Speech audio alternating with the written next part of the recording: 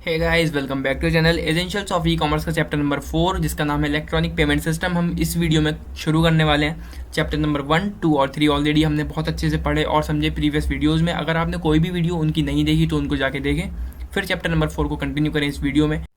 फिलहाल हम आगे बढ़ते हैं चैप्टर 4 के टॉपिक्स की तरफ। सबसे पहला टॉपिक जो हमें इस वीडियो में कवर करना है वो है meaning of electronic payment system. तो आपको वैसे भी बहुत अच्छे से पता ही होगा कि इलेक्ट्रॉनिक पेमेंट सिस्टम क्या होता है। आप रेगुलर बेसिस पर इलेक्ट्रॉनिक पेमेंट्स करते हैं, बहुत सारी ट्रांजेक्शन्स आप करते हैं डे टू डे बेसिस पर या फिर वीकली मंथली जो भी लोग करते हैं, ठीक है। तो सबको पता होगा क्या इलेक्ट्रॉनिक पेमेंट सिस्टम रहता है, ठीक है। उसी के बारे में हम यहाँ पर थोड़ा जानने वाले हैं। थोड़ा इसको पढ़ते हैं। व्हेन द कस्टमर और buyer makes his payment transactions for the goods और services purchased with the use of the internet then it is known as online payment. देखो वही सारी चीज़ें हैं। आप एक कस्टमर हो, आप किसी शॉप पर कुछ परचेज करने गए, कोई गुड आप परचेज करने गए या फिर कोई सर्विस परचेज करने गए, तो जो भी पेमेंट आपने करी वो अगर आपने इंटरनेट के थ्रू करी है या फिर कहें तो ऑनलाइन पेमेंट आपने करी है तो वो हमारा इलेक्ट्रॉनिक पेमेंट सिस्टम कहलाएगा, राइट। आप डे टू डे बेसिस पर इलेक्ट्रॉनिक पेमेंट्स करते होंगे, ऑनलाइन पेमेंट्स आप करते होंगे, नेट बैंकिंग आप करते होंगे, तो वो सब क्या है, इलेक्ट्रॉनिक पेमेंट सिस्टम ही है। आपको बहुत अच्छे से सब चीज़ें पता होंगी। और मैंने जैसा कि आपसे पहले भी कहा था कि एसेंशियल्स ऑफ ई कॉमर्स जो भी सब्जेक्ट है हमारा, ये काफ़ी ज़्यादा इंटरेस्टिंग है क्योंकि इसमें हमारी डे टू डे बेसिस पर हम जो चीज़ें कर रहे हैं वो चीज़ें आ रही हैं और बहुत सारी चीज़ें ऐसी हमें पढ़ने को मिल रही हैं जो हमें ऑलरेडी पता है और हमें जाननी भी चाहिए। मतलब बेसिक सी चीज़ें जो हमें पता होनी चाहिए। तो ये काफ़ी ज़्यादा इंटरेस्टिंग सब्जेक्ट है। मैं आपसे शुरू से बोलता हुआ आ रहा हूँ, वही सारी चीज़ें जो हमें ऑलरेडी पता है या फिर हमें पता होनी चाहिए, ठीक है। आगे बढ़ते हैं। Online payment mechanism lowers the cost for business as the payments made electronically the less they spend of for papers and postage. जो ऑनलाइन पेमेंट मैकेनिज्म है ये कॉस्ट कम कर देता है बिजनेसेस की। क्यों? क्योंकि जब यहाँ पे सारा काम इलेक्ट्रॉनिकली हो रहा है तो पेपर वर्क वहाँ पर बिल्कुल नहीं हो रहा, ठीक है। जो भी पेपर यूज़ हो रहा है, जो भी पोस्टेज यूज़ हो रहा है, वो सारे खर्चे उनके बच जाते हैं। Electronic payment is a financial exchange that takes place online between buyers and sellers. जो इलेक्ट्रॉनिक पेमेंट है ये एक फाइनेंशियल एक्सचेंज है, मतलब कि पैसों की लेन देन यहाँ पर हो रही है, लेकिन वो इलेक्ट्रॉनिकली हो रही है, ठीक है, ऑनलाइन हो रही है। किसके बीच में? बायर्स और सेलर्स के बीच में। बस इतनी चीज़ें आपको जाननी है इलेक्ट्रॉनिक पेमेंट सिस्टम के बीच, ठीक है। मतलब इसके बारे में इतनी चीज़ें आपको जाननी काफ़ी हैं। तो ये हमारा इलेक्ट्रॉनिक पेमेंट सिस्टम होता है। आगे बढ़ते हैं इसके कैरेक्टरिस्टिक्स की तरफ, जो कि है हमारा नंबर 1 एक्सेप्टेबिलिटी। मतलब कि ये एक्सेप्टेबल हो हर जगह पर।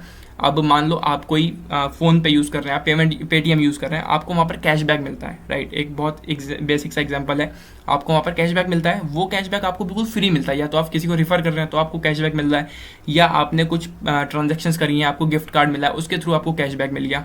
तो जो आपको कैशबैक मिला है वो भी तो रुपीज़ है ना, वो एक्सेप्टेबल होने चाहिए हर जगह पर। कोई आपसे ये ना कहे कि ये तो कैशबैक है, ये मनी नहीं है, आपसे कोई ये चीज़ ना कहे, तो ऐसा नहीं होता है। ये उसकी कैरेक्टरिस्टिक है, ये उसका फीचर है कि आपके पास जो कैशबैक है या फिर कुछ भी है, जब आप उसको पे करते हैं तो उसकी वैल्यू होती है और वो हर जगह एक्सेप्ट होता है। The value stored in the electronic cash, जो भी आपके पास इलेक्ट्रॉनिक कैश है, ठीक है, आपके बैंक में है, आपके यूपीआई किसी ऐप में है, तो should be honoured and accepted by other banks and financial institutions for reconciliation. तो वो चीज़ एक्सेप्टेबल होनी चाहिए, ठीक। नंबर 2 है reliability. Users and business want a payment system that is reliable because the availability of services and smooth running of an enterprise will depend on the availability and successful operation of the payment infrastructure। तो जितने भी businesses हैं, जितनी भी हमारे business smooth running उनकी हो रही है, या फिर कहें तो हमें जो भी सर्विस या जो भी प्रोडक्ट मिल रहा है वो किस वजह से मिल रहा है, जो हमारा पेमेंट है, जो हमने पेमेंट करी है वो हो गई है, तभी तो हमारी जो बिजनेस है वो बिल्कुल कंटिन्यूस वे में चल रहा है। जो हमें सर्विसेज मिल रही हैं वो क्यों चल रही है? क्योंकि हमने पेमेंट कर दी है। तो वो जो हमारा पेमेंट सिस्टम है वो इतना भरोसेमंद होना चाहिए कि स्मूथ फंक्शनिंग किसी बिजनेस की ना रुके और जो हमें गुड और सर्विस हम ले रहे हैं वो हमारा ना रुके, ठीक है। और क्योंकि यही चीज़ डिपेंड करती है हमारे पेमेंट पर। जब हम पेमेंट करेंगे तभी तो हमें सर्विस मिलेगी, जब पेमेंट्स होंगी तभी तो बिजनेसेस आगे बढ़ेंगे, ठीक है। तो इतना रिलायबल पेमेंट सिस्टम होना चाहिए कि ये सब चीज़ें कंटिन्यूस वे में चलती रहें। नेक्स्ट है सिक्योरिटी। अब देखो, आपको जब आप कोई ऑनलाइन पेमेंट या फिर कोई भी आप ऐप यूज़ करते हो, नेट बैंकिंग आप यूज़ करते हो, तो वहाँ पे सिक्योरिटी आपको मिलती है, राइट। जब भी आप कोई पेमेंट करते हो तो आपके पास जो मैसेज आता है कि आपने इतनी इतनी पेमेंट की है, इतने समय आपकी पेमेंट हुई है। अगर ये पेमेंट आपने नहीं की तो आप इस नंबर पर जाके रिपोर्ट कर सकते हैं। अगर आपने एटीएम से विड्रॉल किया है तो अगर आपने जो भी कैश विड्रॉ किया आपके पास मैसेज आएगा कि अगर ये विड्रॉल आपने नहीं किया है तो आप इसको जाके रिपोर्ट कर सकते हैं। तो ये एक सिक्योरिटी ही है, ठीक है। आप जब भी कोई पेमेंट करते हैं, नेट बैंकिंग करते हैं, तो वहाँ पे ओटीपी आपके पास आती है। तो इस तरह की सिक्योरिटी आपको प्रोवाइड करता है payment system. It should offer protection from the intruders trying to tap it unauthorised use when transmitted over the internet. तो कोई भी ऐसे अनजान व्यक्ति अगर उस चीज़ को टैप करने की कोशिश करता है, अगर हमारी पेमेंट्स करने की कोशिश करता है, तो हमें वो सारी चीज़ें पता चल जाती हैं, राइट। नंबर 4 है usability. The user of the payment mechanism should be able to use it as easily as real currency. तो यूजेबिलिटी भी इसका एक फीचर है कि जितनी इजीली हम कैश यूज़ करते हैं उतना इजीली हम इसको भी यूज़ कर सकते हैं या फिर करना चाहिए, ठीक है, उतना यूज़र इसको भी कर सके, ठीक। जितना इजीली हम कैश को यूज़ कर रहे हैं उतना इजीली हम इसको भी या कहें तो यूपीआई या फिर कहें तो नेट बैंकिंग इनको भी यूज़ कर सकें या फिर ऑनलाइन बैंकिंग को भी यूज़ कर सकें। नंबर 5 है applicability. Applicability of a payment system is defined as the extent to which it is accepted for payment at points of sale or at online e-commerce sites। तो जो हमारा electronic payment system है ये हर जगह पर applicable होना चाहिए। जैसे हम पहले के समय की बात करें तो उस समय यूपीआई और नेट बैंकिंग उतना ज़्यादा स्पीडली नहीं एप्लीकेबल थे। पहले क्या था, डेबिट कार्ड और क्रेडिट कार्ड बहुत ज़्यादा एप्लीकेबल थे। हम कोई ऑनलाइन वेबसाइट पर कुछ शॉपिंग कर रहे हैं या फिर हम कोई फॉर्म भर रहे हैं, कोई ठीक है ऑनलाइन फॉर्म हम भर रहे हैं, तो वहाँ पर डेबिट कार्ड और क्रेडिट कार्ड का ऑप्शन आपको मिलता ही था। लेकिन अब के समय में यूपीआई, नेट बैंकिंग, कई तरह की वॉलेट्स वगैरह वहाँ पर हमें देखने को मिलते हैं। तो आज के समय की अगर हम पेमेंट सिस्टम की बात करें तो सब चीज़ें वहाँ पर एप्लीकेबल हैं, ठीक है। Debit cards and credit cards have high applicability, लेकिन सारी चीज़ें होने के बावजूद भी डेबिट कार्ड्स और क्रेडिट कार्ड की एप्लीकेबिलिटी काफ़ी ज़्यादा वहाँ पर है, ठीक है। As one can pay with them in a variety of places, उससे हम हर जगह पर मतलब लगभग हर एक जगह पर उसको यूज़ करके हम पे कर सकते हैं। The applicability of a payment system may vary from country to country, और जो पेमेंट सिस्टम की एप्लीकेबिलिटी है वो कंट्री टू कंट्री भी डिपेंड करती है, ठीक है। इंडिया में कुछ और रूल्स हो सकते हैं, किसी और कंट्री में कुछ और रूल्स हो सकते हैं। हो सकता है यहाँ पर डेबिट कार्ड, क्रेडिट कार्ड जिस तरह से हम यूज़ कर सकते हैं वहाँ पे हम और ज़्यादा फास्टली वो यूज़ कर सकें, ठीक है, और ज़्यादा वहाँ पर एप्लीकेबल हो, या फिर कोई ऐसी कंट्री हो कि वहाँ पर एप्लीकेबिलिटी किसी चीज़ की कम हो, तो वो कंट्री टू कंट्री डिपेंड करता है, ठीक। आगे बढ़ते हैं इसके एडवांटेज की तरफ। तो कुछ फायदे भी हैं इलेक्ट्रॉनिक पेमेंट सिस्टम के, वो हम यहाँ पर पढ़ते हैं और समझते हैं। नंबर 1 है इंस्टेंट पेमेंट। इंस्टेंट पेमेंट मतलब हमने किसी को पेमेंट करी और वो with in a second payment complete हो गई, ठीक है, तो वो हो गया एकदम से पेमेंट, इसकी को हम बोलेंगे instant payment. E payment system have eliminated the need for going to banks to make payments. जो ई पेमेंट सिस्टम है इससे क्या हुआ, हमारा बाहर जाना कम हो गया, हम बैंक जाना हमारा कम हो गया, ठीक है। हमें पैसे निकालने थे बैंक से, पहले हम बैंक से पैसे निकालेंगे फिर उस कैश को हम कहीं पेमेंट करेंगे, ठीक है, तो वो चीज़ें हमारी बिल्कुल खत्म हो चुकी हैं ई पेमेंट सिस्टम की वजह से। Now customers do not have to waste their time standing in the long lines at banks. तो आज के समय में क्या हो गया, कस्टमर्स को किसी लाइन में नहीं लगना है, ठीक है, वहाँ पे उनको खड़े रह के ये इंतजार नहीं करना है कब मुझे मेरे ही पैसे मिलेंगे मेरे बैंक से, तब मैं उनको यूज़ करूँगा, ठीक। दे कैन इजिली पे user by using an electronic payment app. Internet पर बहुत सारे एप्लीकेशंस अवेलेबल हैं जिनसे हम ऑनलाइन पेमेंट्स कर सकते हैं, जिसमें से कुछ हम भी डेली बेसिस पर यूज़ करते हैं और इंस्टेंट पेमेंट उनसे करते हैं, राइट। नंबर 2 है लो रिस्क ऑफ थेफ्ट। अब यहाँ पर चोरी का बिल्कुल डर हमें नहीं रहेगा, मतलब बहुत कम रिस्क रहेगा चोरी का, क्योंकि हमारे पास कैश ही नहीं होगा, सारा कैश हमारा बैंक में डिपॉजिट है और बैंक से ही हम पेमेंट कर रहे हैं। ऑनलाइन एप्लीकेशन जो हमारे पास अवेलेबल है, ठीक है, ऑनलाइन पेमेंट्स ऐप जो हमारे पास अवेलेबल है उनसे हम सारी पेमेंट्स कर रहे हैं, हमारे पास कैश ही नहीं है, तो चोरी का हमें डर बहुत ज़्यादा वहाँ पर कम हो जाता है। थोड़ा इसको पढ़ते हैं। The phrase cash is the king, जो कैश है वो किंग है, is popular in the business world, business world में बहुत ज़्यादा पॉपुलर है।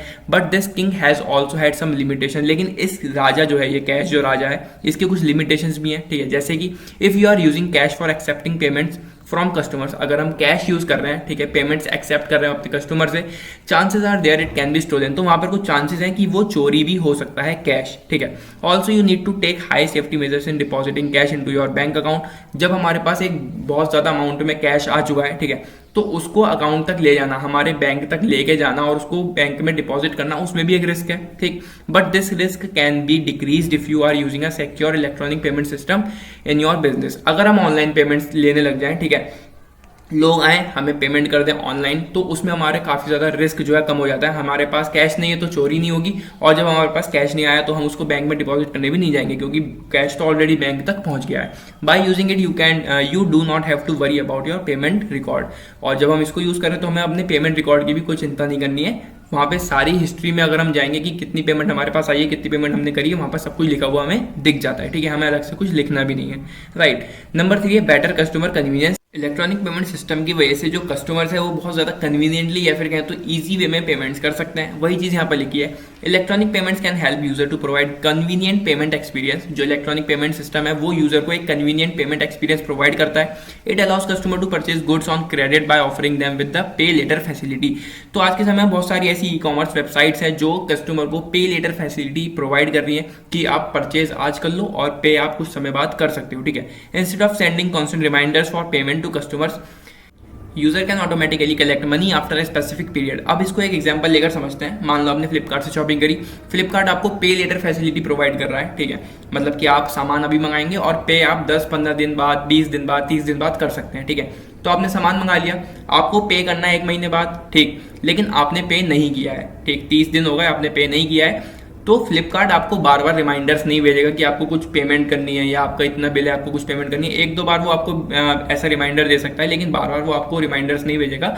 वो क्या करेगा, वो डायरेक्ट आपके अकाउंट से उतना अमाउंट डेबिट कर लेगा डायरेक्टली, ठीक है। जब आपका समय पूरा हो गया, आपने पेमेंट नहीं करी, तो वो आपके अकाउंट से वो पैसा ले लेगा। आपको फ्लिपकार्ट से सामान मिल गया और फ्लिपकार्ट ने आपसे उस सामान के पैसे खुद ही ले लिए, ठीक। आगे बढ़ते हैं। नेक्स्ट पॉइंट है ट्रांसपेरेंट। इसका मतलब है कि जितने भी रुपए आपसे गए हैं, आपने किसी को दिए हैं, या जितने भी रुपए आपको कहीं से मिले हैं, उस चीज का एक एक रुपए का पूरा हिसाब आपके पास होना, ठीक है।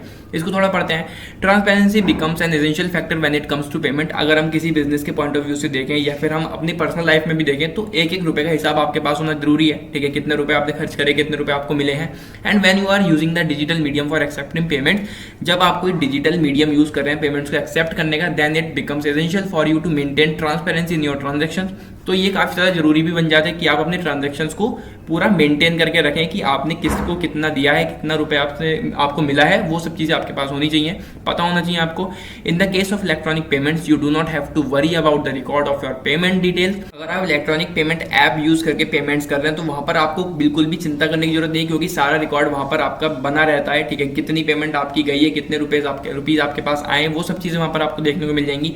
Also you can provide the payment details to your customers beforehand so that there will be fewer chances of confusion. तो अगर आपको कोई कस्टमर है, वो आपसे कह रहा है कि मैंने आपको पेमेंट कर दी है, ठीक है, लेकिन आप कह रहे हैं कि शायद नहीं है, आप भूल गए, आप काम में व्यस्त हैं, आपको नहीं याद कि आपकी पेमेंट आई है नहीं आई है, तो आप वहां पर चेक कर सकते हैं। उससे क्या होगा, वहां पे आपकी कंफ्यूजन फौरन दूर हो जाएगी, ठीक है। जब आपके पास सारा रिकॉर्ड मेंटेन है, तो वहां पे कोई कंफ्यूजन भी नहीं रहेगी, ठीक है। लास्ट पॉइंट है इसका कॉन्टैक्टलेस, मतलब कि आपको बिल्कुल भी एक दूसरे से कांटेक्ट नहीं करना है, आपको फेस टू फेस मिलना नहीं है, वहां पे कोई भी फिजिकल कांटेक्ट नहीं होगा। तो ये हमें एक काफी बड़ा एडवांटेज मिल जाता है इलेक्ट्रॉनिक पेमेंट सिस्टम की वजह से। अब कैसे वो एडवांटेज मिल जाता है, कैसे वो एक एडवांटेज हम कह सकते हैं, वो थोड़ा यहाँ पे पढ़ते हैं। In the times of the covid pandemic, अगर हम कोविड-19 पेंडेमिक की बात करें, people have started finding ways of avoiding human touch to save themselves from getting affected by the coronavirus। तो कोविड-19 पेंडेमिक की अगर हम बात करें, तो उस समय में लोग यही सोच रहे थे, यही तरीका सोच रहे थे कि हम लोगों से बिल्कुल दूर रहें, हम उनको टच ना करें, बिल्कुल किसी से मिले ना, जिससे कि हमें भी कोरोना ना हो जाए, ठीक है। यही चल रहा था। Due to this the need for contactless payments has increase. तो उसी वजह से कॉन्टैक्टलेस पेमेंट जो कि हमें इलेक्ट्रॉनिक पेमेंट सिस्टम से मिल रही है, वो काफी ज्यादा इंक्रीज हो गई, ठीक है। तो ये थे कुछ फायदे जो हमें इलेक्ट्रॉनिक पेमेंट सिस्टम से मिले हैं। हमने जाने कुछ फीचर्स इलेक्ट्रॉनिक पेमेंट सिस्टम के, और इलेक्ट्रॉनिक पेमेंट सिस्टम होता क्या है, उसका मीनिंग हमने जाना। तो इस वीडियो में बस इतना ही। आगे के टॉपिक्स आने वाली वीडियोस में करेंगे। आने वाली वीडियोस के लिए चैनल को सब्सक्राइब करें, अपने दोस्तों के साथ वीडियोस को शेयर करें, और बस मिलते हैं अगली वीडियो में। Till then take care and bye bye.